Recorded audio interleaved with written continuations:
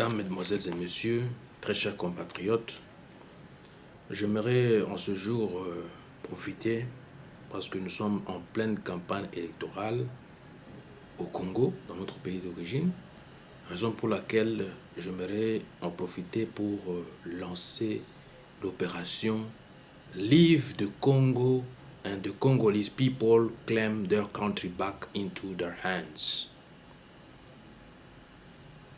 Face au mauvais traitement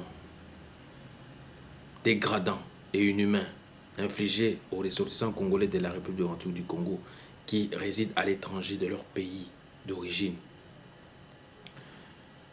le MP de la communauté congolaise, de la diaspora, vient de lancer la campagne ou mieux l'opération « Laisser le Congo et les Congolais revendiquer leur pays afin que le pays revienne entre leurs mains et jouisse naturellement et pleinement des ressources de leur terre ». En version anglaise, « Leave the Congo and the Congolese people claim their country back into their hands ». De partout le monde, la diaspora congolaise, ou mieux, les ressortissants congolais vivant à l'étranger, est appelée de venir en aide aux nombreux compatriotes qui sont victimes d'expulsions collectives excessives, aggravantes et accablantes dans les pays voisins, dits aussi pays frontaliers, qui se retrouvent au jour d'aujourd'hui démunis, bredouilles, sans ressources naturelles, alors que la RDC regorge des minéraux pouvant permettre à sa population de pallier à toutes ses nécessités, comme le stipule l'article 1er du pacte international relatif aux droits civils et politiques comme suit. Tous les peuples ont droit de disposer d'eux-mêmes. En vertu de ce droit, ils déterminent librement leur statut politique et assurent librement leur développement économique, social et culturel. Pour atteindre leurs fins, tous les peuples peuvent disposer librement de leurs richesses et de leurs ressources naturelles sans préjudice des obligations qui découlent de la coopération économique internationale fondée sur le principe de l'intérêt mutuel et du droit international. En aucun cas, le peuple ne pourra être privé de ses propres moyens de subsistance. Tala likanisi wana campagne wana na lancé na mokolo malelo batika Congo mboka wana ezali ya ba Congolais bango moko basimba mboka na bango po bango pe ba bénéficier na kita ya mboka na bango po jusqu'à présent kita wana ezo bénéficier na ba mboka te ezali ko bénéficier na ba Congolais te. Talatina oyo tozali na retard. Il y a démocratisation dans mboka wana continuellement. Donc c'est voulu. Si dans les années florissantes de la zarianisation, le Zaïre de l'époque d'alors, tout au début des années 1973 et 1974, jusque dans les années 80, était considéré comme un pays bien sécurisé avec des cartes d'identité dites Maya Pondu. Aujourd'hui, faute de faire mieux et de faire sens commun avec l'infiltration des armées étrangères au pouvoir lors de l'arrivée de Laurent Désiré Kabila aux affaires, la RDC ainsi que de la RDC, ainsi que la visée de ces derniers qui étaient venus dans nos pays seulement pour instaurer leur population, pour dépeupler nos populations et peupler leur population pour avoir la même mise sur nos richesses. Donc je disais, et cela à travers les multinationales qui ont en plus occasionné ces politiques-là de dépeuplement de nos populations, ainsi que l'hypocrisie des dirigeants clandestins à supporter et à alimenter les groupes armés à l'est du pays en vue de maintenir les états de guerre et d'insécurité, des circonstances confuses où personne ne connaît personne, où la guerre multiforme engendre un affaiblissement total des institutions classiques d'intégration comme la société congolaise, l'église congolaise, la famille congolaise, le travail ainsi que l'État congolais et des violations massives des droits de l'homme, notamment la liberté des pensées et d'actions susceptibles d'amener du sens au changement ainsi qu'aux mutations qui s'opèrent à travers le monde entier. La réalité avec la mondialisation impose à la République démocratique du Congo et aux Congolais un changement de rythme, de cadence et du temps.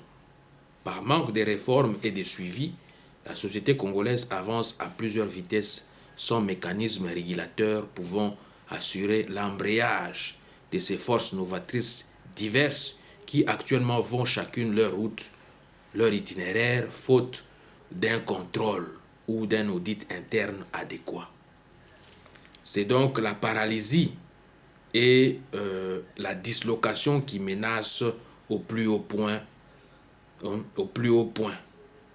Les Congolais ne savent plus dans quelle époque et dans quel temps ils se retrouvent, car étant en perte de repères et de points de convergence, c'est-à-dire comme si pour eux,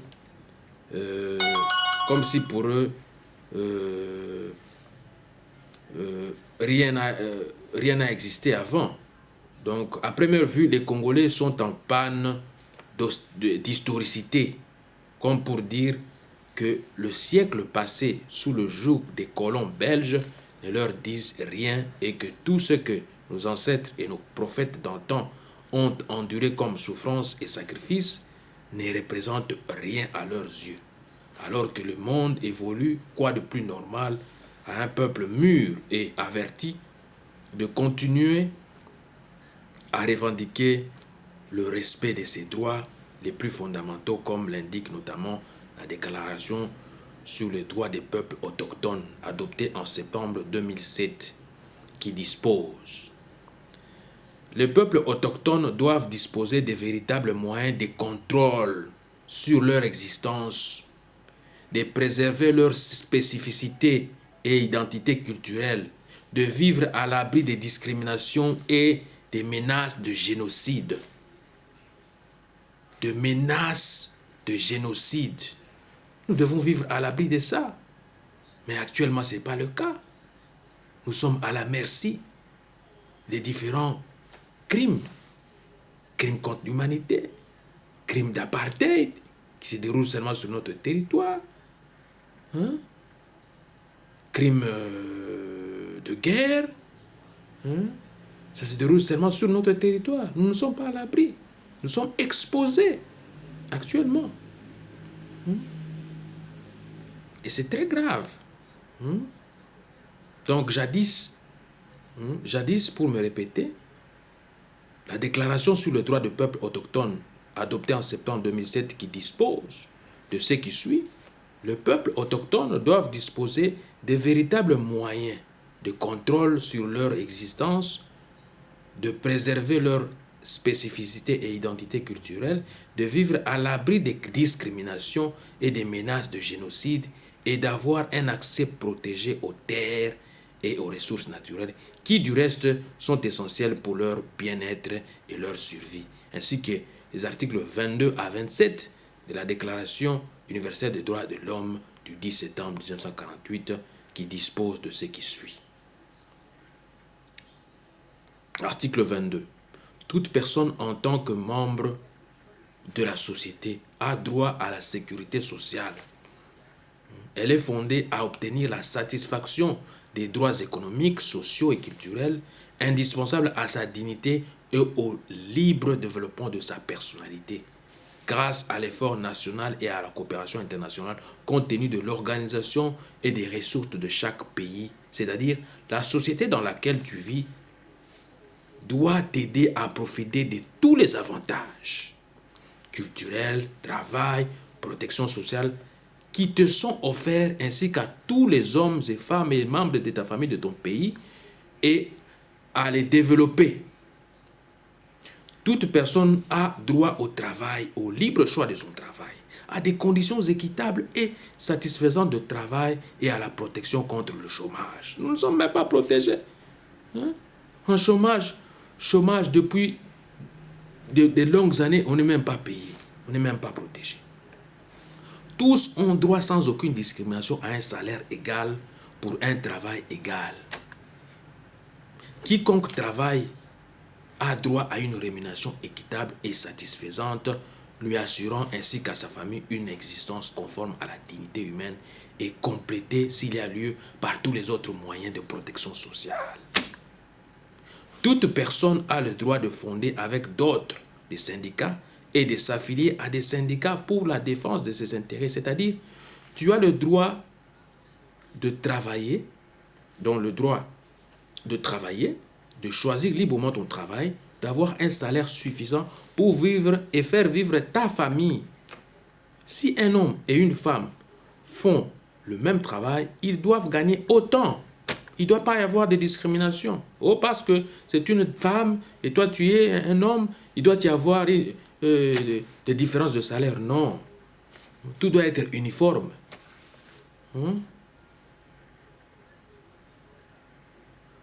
Tous ceux qui travaillent ont le droit de se regrouper pour défendre leurs intérêts. C'est leur droit, c'est votre droit. Quand vous travaillez, vous devez former des syndicats et défendre vos droits. Toute personne a droit au repos et au loisir, notamment à une limitation raisonnable de la durée du travail et à des congés périodiques. C'est-à-dire, la durée du travail de chaque jour ne doit pas être trop longue, car chacun a le droit de se reposer et doit pouvoir prendre régulièrement des vacances qui lui sont payées. Ces vacances doivent être payées. Qu'on ne vous gobe pas vos argents là, vous allez travailler, vous êtes en vacances, on ne veut pas vous payer. Ces genres des employeurs, il faut les dénoncer. Il ne faut pas les laisser comme ça. Toute personne a droit à un niveau de vie suffisant pour assurer sa santé, son bien-être et ceux de sa famille, notamment pour l'alimentation, pour l'habillement, pour le logement, les soins médicaux ainsi que pour les services sociaux nécessaires. Elle a droit à la sécurité en cas de chômage, de maladie, d'invalidité, de veuvage, de vieillesse ou dans les autres cas de perte de ses moyens de subsistance par suite des circonstances indépendantes de sa volonté.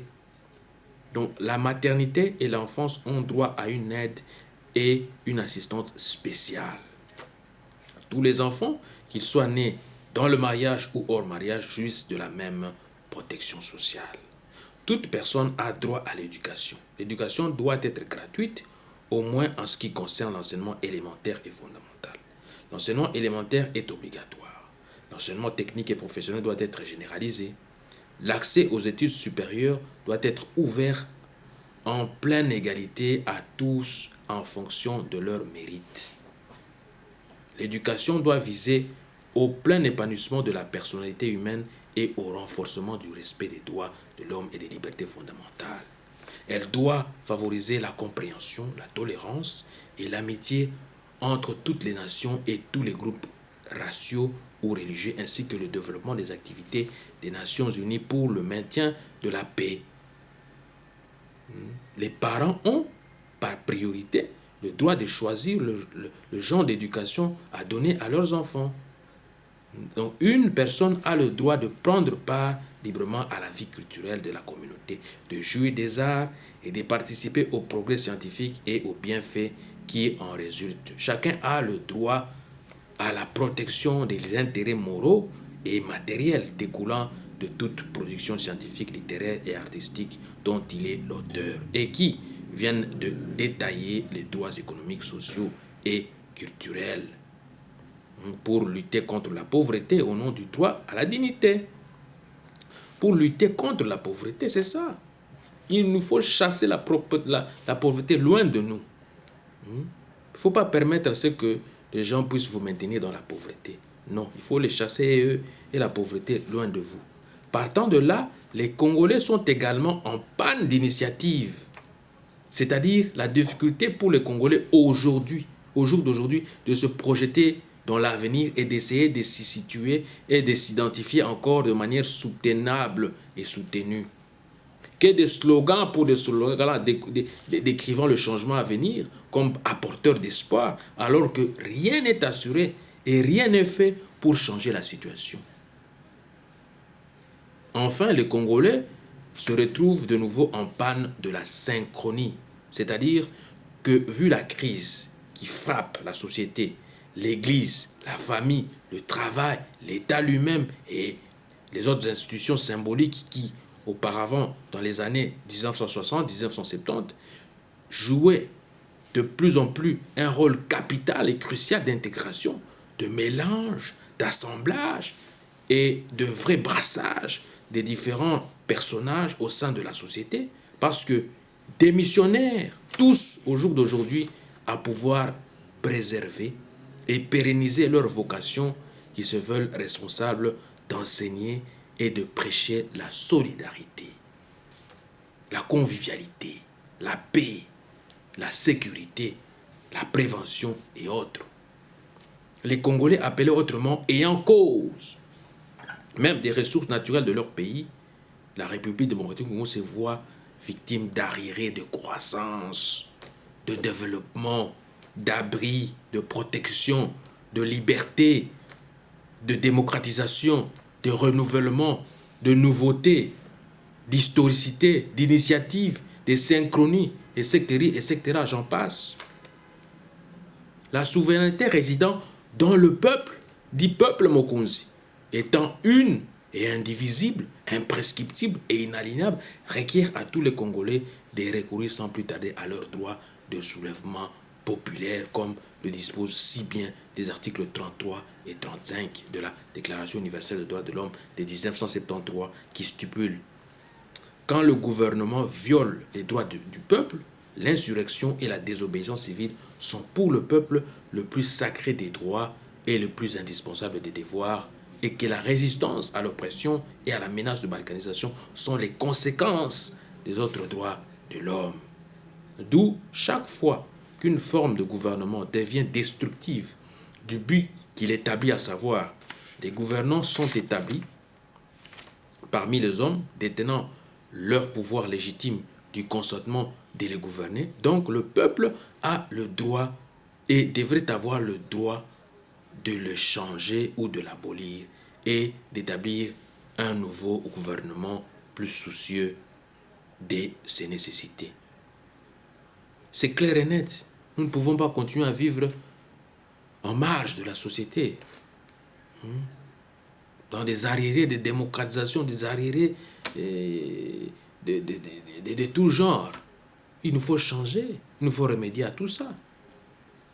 Et c'est à vous, peuple congolais, voilà pourquoi je lance à partir d'aujourd'hui la campagne Leave the Congo to the Congolese people to claim back their country into their hands in order for them